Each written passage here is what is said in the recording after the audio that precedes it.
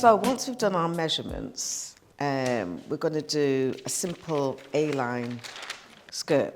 It's a simple, really simple one.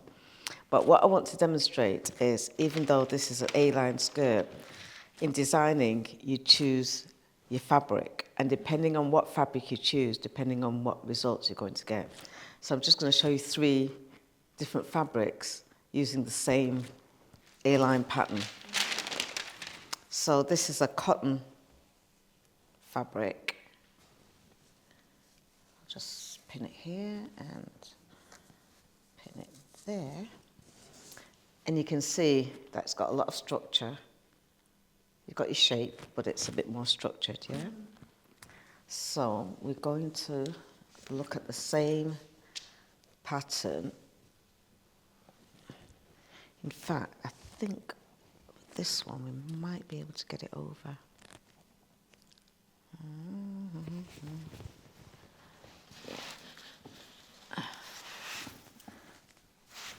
Right.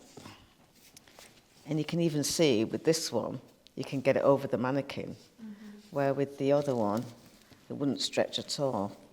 And it's exactly the same pattern, and it gives you a different, totally different result.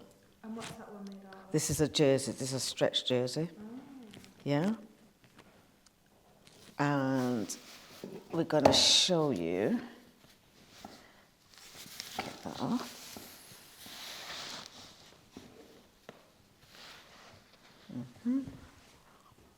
And then, same pattern. This is chiffon. I don't think this will get over the head. Don't think this will get over it. We'll see. No, see? No stretch. So we'll just pin this one on.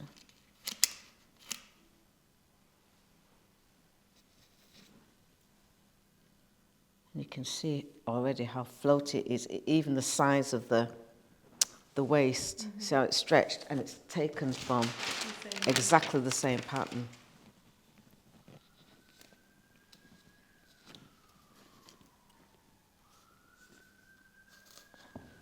And that's got a lot of movement in it. So when you're designing, these are the things that you have to think about. How you want the garment to flow, what your intentions are, even weather, season, things like this. Yeah. And these are some of the things that we take into consideration when we are making a garment. So one of the things I'm going to show you now is how we're going to cut that out and what we consider when we are doing work with pattern work. So as we were talking about our design, which is our A-line skirt, and then we're going to choose the fabric that we're going to use. Well, for our type of fabric, one of the things as a designer that you're going to consider is in what way we're going to use the fabric. So, are we going to use it this way so that our pattern would be going across? Are we going to use it this way so that the pattern would be going down? Or we can even decide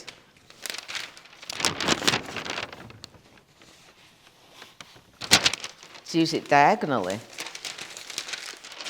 because you can still cut it out and get a design. So especially when we're using our kind of African print fabrics, one of the things that you take into consideration is the pattern, and then where it's going to be placed on the body and how you want it to be, how you want it to echo and represent what your thought patterns are in the design.